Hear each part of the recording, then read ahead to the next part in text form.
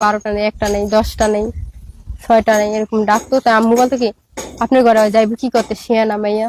মানে এইসব কথা নিয়ে কাটাকাটি আম্মুর সাথে জর্গা, আম্মুরে দেখতে পারতো না। পরে আম্মু দিন বাসায় নাই, আমার ডাইকা নিচর ঘরে কয়েক আমি যা বলি মন দিয়া শুনো, এখানে বসো। ঠিক আছে ভাইয়া বলেন। বলে তুমি আমার বিয়ে করো, বিয়ে করলে টাকা পয়সা বাড়ি গাড়ি সব কিছু পাইবা। হ্যাঁ, আমি কিছু না ভাই, আমার আপনার এসব কিছু লাগবো না, আমি বিদেশ যাবো, বিদেশ যেতে চাইতেছি, আমি বিদেশি যাবো, আমার নিজেরটা আমি নিজেই করবো। বলতেছে বিদেশি মানে বিদেশ গেলে মায়েরা ভালো না, ওদের বিয়ে করে না কেউ, বাংলাদেশে আসলে অনেক কথা বলছে। আমি কিছু থাক, আমার বিয়ের শাদীর দরকার নেই।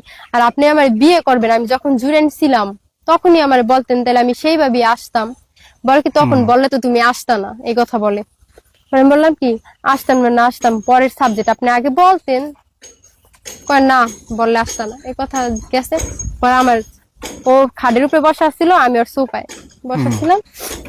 ও আইসা আমার পাশে আসে আমার গায়ে হাত দিতাছে। অনেক আর আপনি মজা পাইতেছেন? আমি মজা পেলাম করতে, আমি বলতেছি চিৎকার তো করবেন। আপনি না, কেউ ছিল না ওই টাইমে বাসায়, আমরা নিচতলায় ছিলাম তো, এই পাশে আর এই পাশে দুইটা বাড়িটা, একজনে ঘুমে আরেকজন বাসা নেই। আমার 70 বছর বয়স মানুষ, পরে শুনেন, একটা 23 বছর মেয়ের কাছে আসলো, মেয়ে কিছু বলবে না?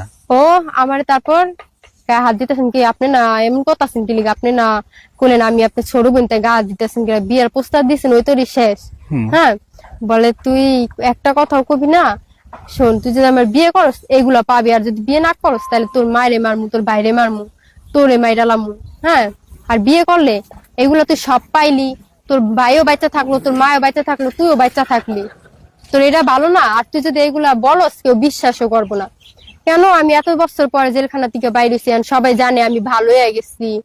হ্যাঁ, তারপর সাংবাদিক পুলিশ এগুলো আমার পকেটেই থাকে। এই ভয়ে আপনি রাজি হলেন?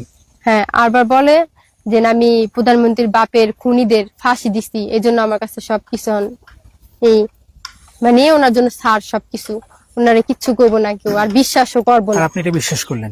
এই যুগের মেয়ে হয়ে বিশ্বাস করলেন? আমি বিশ্বাস করছি, এটাই তো আমার ভুল যে আমি বিশ্বাস করছি। আমি তো জানতাম না যে এরকম আমি ফাঁসাইবো। আমি যদি বুঝতাম তাহলে কি আমি করতাম যে এত বড় জানোয়ার আমাদের বিয়ের আগে আমাদের ইসলামে সই নিচ্ছে বিয়ের আগে।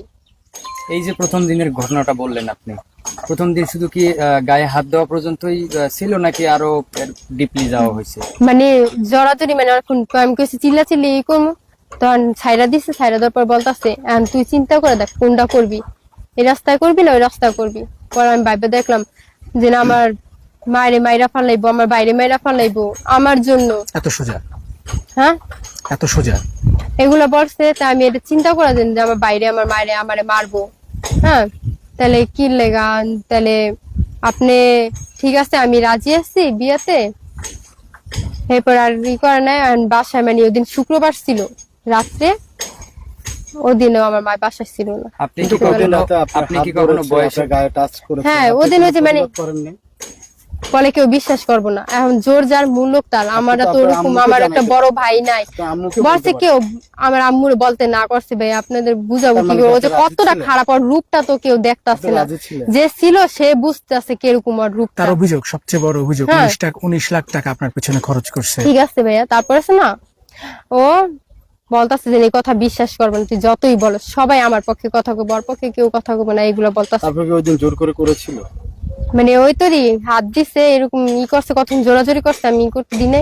হ্যাঁ, তারপর হচ্ছে আপনার বিয়ার মানে আগে একটা স্টাম আনছে, বলছে দিন এর মধ্যে সই করো, এটা হইব কোর্ট কাবির হইব। তো আমাদের বিয়ে হয়েছে শুক্রবারে বিয়ে হয়েছে।